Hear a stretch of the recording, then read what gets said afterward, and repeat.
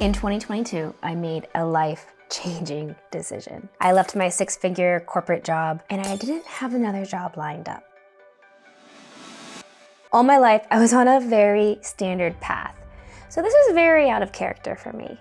I was valedictorian of my high school class, graduated with honors from Penn State in materials engineering and Chinese, and worked for the largest US oil and gas company. I mean, I was on the most vanilla, the most traditional path that you could be on. And I'm not digging that path. The job security and the intellectual safety that comes with that is the right choice for some people. But over the last 10 to 20 years, the world has drastically changed. I finally picked my head up and started paying attention. The internet has opened up ways to make a living, ways that go beyond and are different than the traditional 9-to-5 job. So even though I knew after some searching and research that entrepreneurship was the best path for me, it still took me a lot of time to undo all of my life conditioning and rewire my brain to take that type of risk.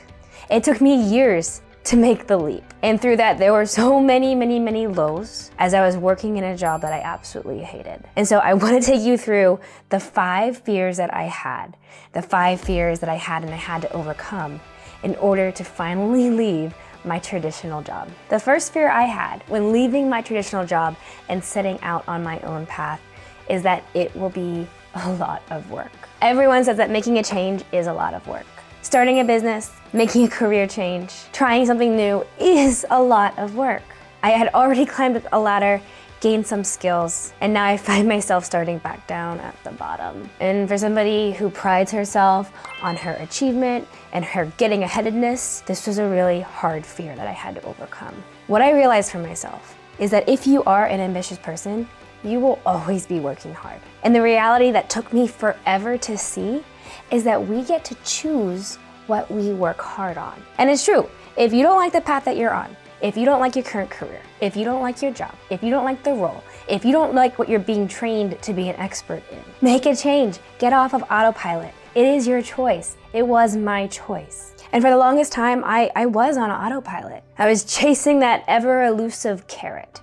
You know, the one that they just kind of dangle out in front of you and you just try to go after it. And I was doing what I thought I was supposed to be doing. When I had my corporate Fortune 100 job, I realized that I was working hard on stuff that I didn't like for somebody else. It's just a recipe for misery. I decided that I was going to be working hard anyways. So why not work hard for myself and learn the skills and have the experiences that I actually wanted to have? And that leads me to the second fear that I had when leaving corporate America and setting out on my own path, a different path, is that this change will take up all of my time and all of my energy. And this is a fear that is true. If you want to start something new, if you want to change careers, forge a different path, get off of autopilot, it is going to take up a lot of time and a lot of energy because you are off autopilot. You're in the driver's seat. So for example, I used to be an avid weightlifter. I absolutely love the sport of weightlifting, love competing in weightlifting, just love weightlifting. But I consciously decided to put that passion aside. I find that I only have so much juju. I only have so much energy to focus on one thing in my life to make a change. And I realized that the best part of my juju, the best part of my energy was being focused on weightlifting. And that wasn't going to bring me out of that primary pain point, which is that I hated my job. If anything, it was just serving as a distraction, something that I could work at, set goals, and actually get exhausted through so that I didn't have to think about my primary pain, which is that I hated my job. I was wishing that my situation would change and that I would find different work, but I wasn't actually doing anything to change it. And so I switched my focus to focus on my primary pain point. To get my priorities straight, I asked myself, wouldn't you rather do the hard work now to build the future life that you want? So as I refined my purpose and I set my path, I found that the itch to distract myself just wasn't as strong. I found that I would rather be working on building my future instead of exhausting my body. When I thought about learning how to build and scale businesses, I told myself that it would be unreasonable to expect that if I didn't spend 10 years with this as my strong, singular, only focus, that I wouldn't be at least as successful, if not more successful and more fulfilled than what the current past path was, the corporate path. And even if that doesn't come true, it would be outright wrong to expect that I would be less happy than if I had just stayed on autopilot. So I took this fear, the fear that I want downtime and I won't have any energy.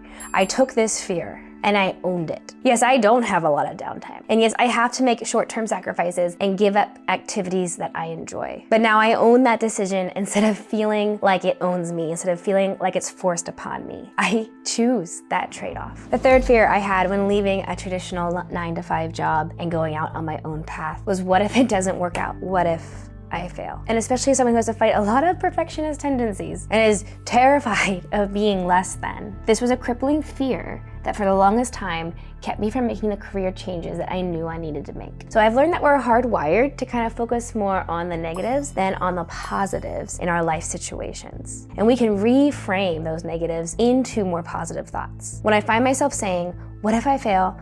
What if it doesn't work out? I'm teaching myself and I've trained myself to frame that and say, what if it does work out? And even if I fail, what would I have gained and learned from that? And that helps me to quiet down that part of my mind that's scared of failure. To say, like, Sarah, no, don't focus on if it's not gonna work out, because I'm actually in control of if it does or does not work out. I can determine what the metrics are for success and what success looks like for me. And no failure is true failure if you learn from it and never give up. And in fact, failure is how we learn. You get to decide what the definitions are of failure and success for your own life. Yes, there are commonly accepted definitions of failure and success, definitions that you might be raised up in by your family, passed on from society, maybe things that you see on social media or on TV, and you create this picture of what success looks like. And you also create a picture of what failure looks like. And what's freeing, really freeing, is realizing and embracing that you get to pick what failure and success looks like for you. So I took my more traditional definition of what success is, which is climbing a corporate ladder, making a certain amount of money, having a certain job title or status. And now my ideal of success is, am I doing what I want to be doing? Am I excited to wake up and learn what I'm going to be learning? That's really what I want for my own life. And how I get over this fear of failure, this fear of worrying if it will or will not work out, is I learn to really value the fear of regret. And I ask myself, if I don't do this, if I don't try this thing, will I regret it? And I found that my fear of regret far outweighs my fear of failure. So I use that as motivation to move forward even when I'm scared. So we covered 3 fears, and that brings me to the 4th fear that I had when leaving my traditional 9-to-5 job and setting out on my own path. That fear is that no one will love me. And this is a deeply personal fear, and it kind of comes from not wanting to be rejected and wanting to fit in with your peers and be accepted. And it's the fear that if I make a change, whether it's a career change or starting a business or really any kind of change, if I make a change, I will kind of lose face, lose reputation with my network and my friends, and that no one will love me. And this, for me, was a very interesting solution because it's actually not an unfounded fear. Making a change, it is uncomfortable and it's risky. And other people's perception of you will change. Whether you're changing your career, your job role, where you live, what you look like, or what you believe in, change is uncomfortable. And this is not an unfounded fear. Judgment will ensue. But I found that those that change their perception of me and no longer accept what I'm growing to or what I'm evolving to, oftentimes their criticism is due to their own fears or their own insecurities. Maybe they didn't take that opportunity. Maybe they didn't pursue their dreams. Maybe they're jealous because they're living with a lot of regrets. So I always take it with a grain of salt when my life decisions don't exactly agree with every single person that I meet. And then I also remember that I can choose to care about what other people think of me, or I can choose to grow and evolve.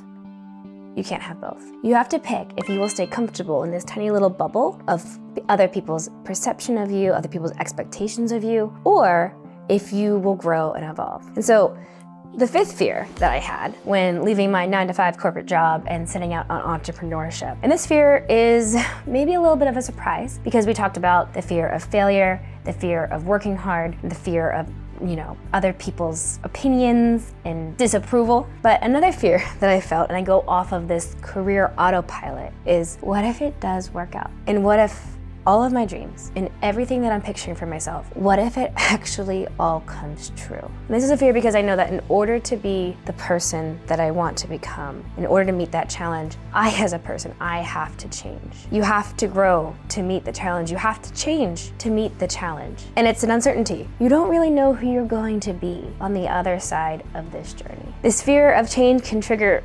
self-sabotage of your own efforts, and you should know it and expect it and be ready to meet and beat that resistance. What often limits us is not actually our potential or our talents. Those are pretty endless. You can gain skills or get mentorships to overcome any inefficiencies or deficiencies that you have. But what often limits us is that deep down, we fear achieving our dreams. We know that deep down we can accomplish what we've set out to do, but we self-sabotage because change is uncomfortable and it's a lot of work. And all of a sudden, people are making negative comments about how you're changing. Or people are jealous that you're living your dream and they're not. Or maybe you're really uncomfortable with setting relationship boundaries that need to be set to bring your dreams to reality. And so you give yourself an out. You self-sabotage. You blame others. You never blame yourself. But really, truly, I believe the only person that you can blame or give credit for your circumstances is yourself. The only person I can blame for my situation is myself. And so when all of this fear and self-doubt and self-sabotage creeps in, recognize it for what it is and that you're trying to protect yourself from change, because change is uncomfortable. But you just gotta keep on going and give it all you've got. Don't let the fear of working hard, the fear of failure, or the reality of self-sabotage keep you from your ultimate vision, your ultimate mission, your ultimate outcome. Leaving my 9-to-5 corporate America job and rejecting career autopilot was the hardest decision I ever made. The freedom to build and pursue a life that I actually want to live is both a huge challenge and a huge blessing. If you're scared to make a jump, if you're scared to make a career change or a life change, or maybe you've already made a major change, I would love to learn from you. Down in the comments, let me know what fears you are facing. Like really, let's use these platforms to build each other up. I'm absolutely sick of social media and everyone using it as a facade, this platform, to show that their life is perfect. Life is hard. What life changes are you working on this year? Let me know.